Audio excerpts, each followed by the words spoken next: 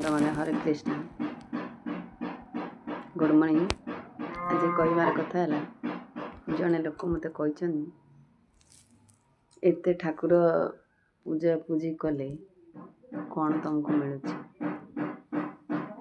ମୋର କହିବାର କଥା ହେଲା, ଠାକୁର ପୂଜା କଲେ କ'ଣ ମିଳେ ଆମକୁ? ଛାଡ଼ନ୍ତୁ ସେ କଥା, ମୁଁ କହୁଛି ଟିକେ ଶୁଣନ୍ତୁ।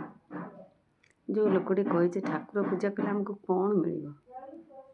ଆମେ ଯେଉଁ ଜନ୍ମ ପାଇଛେ କେବଳ ମଣିଷମାନଙ୍କର ସେବା କରିବା ପାଇଁ, ସଂସାର କରିବା ପାଇଁ ନୁହେଁ, କିଛି ସମୟ ଭଗବାନଙ୍କୁ ବି ଦେବାକୁ ପଡ଼େ।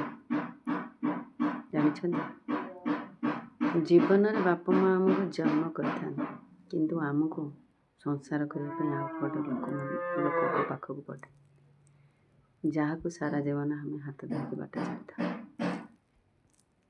ଜୀବନର ଚଲାପଥରେ ଗୋଟେ ପାଇଲୁ ଜୀବନ ସାଥୀ, ତାଙ୍କ ବଂଶ ରକ୍ଷା କରିବା ପାଇଁ ଆମେ ପୁଅ ଜନ୍ମ କରିଦେଲୁ, ଝିଅ ବି ଜନ୍ମ କଲୁ। ସେଇ ହିଁ ହେଲା ଆମର ସୁଖ ସଂସାର। ସେଇ ସଂସାର ଭିତରେ ରହି ଆମେ ଧୀରେ ଧୀରେ ଭଗବାନଙ୍କୁ ଡାକିବା, ଯାହାଫଳରେ କି ଆମ ଜୀବନ ସରଳ ସୁଖକର ହୋଇ ଦିନ ବିତିଯିବ।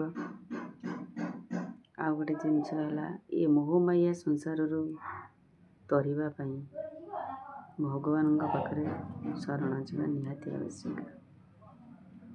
ଠିକ୍ କହିଲେ ନା ସାଙ୍ଗମାନେ? ଆଉ ଠାକୁର ପୂଜା କରିକି କ'ଣ ଧନ ସମ୍ପତ୍ତି ଅର୍ଜନ କରନ୍ତି? ଯେଉଁ ଧନ ସମ୍ପତ୍ତିର ଲାଳସା ମୋତେ ଦେଖେଇଛନ୍ତି, ଧନ ସମ୍ପତ୍ତି ବଢ଼ୁନି ମୋର। ଧନ ସମ୍ପତ୍ତି କ'ଣ ଠାକୁର ପୂଜା କଲେ ତମେ କର୍ମ କରିବନି, ଠାକୁର ତୁମକୁ ଧନ ସମ୍ପତ୍ତି ଦେଇଦେବେ? ଠିକ୍ କଥା ନୁହେଁ। ଜୀବନରେ କ'ଣ ଦରକାର? ଯେଉଁ ସଂସାରକୁ ଆସିଛେ, ଯେଉଁ ବଂଶରେ ଆମେ ଜନ୍ମ ହେଇଛେ, ସେ ସଂସାରକୁ ଆଉ ସେ ବଂଶକୁ ଆଗକୁ ବଢ଼େଇ ନେବାର ଆମର ଦାୟିତ୍ୱ। ସେଇ ବଂଶ ସହିତ, ସେଇ ସଂସାର ସହିତ ସାରା ଜୀବନ ସୁଖ ଦୁଃଖରେ ସାଥୀ ହେଇ ରହିବା ଆମର କର୍ତ୍ତବ୍ୟ। ତାପରେ ଆମେ ଧନ ସମ୍ପତ୍ତି କାହା ଭାଗ୍ୟରେ ଅଛି, କାହା ଭାଗ୍ୟରେ ନାହିଁ, ସେଇଟା ଆମେ କହିପାରିବାନି। ଠିକ୍ କହିଲେ ନା ସାଙ୍ଗମାନେ?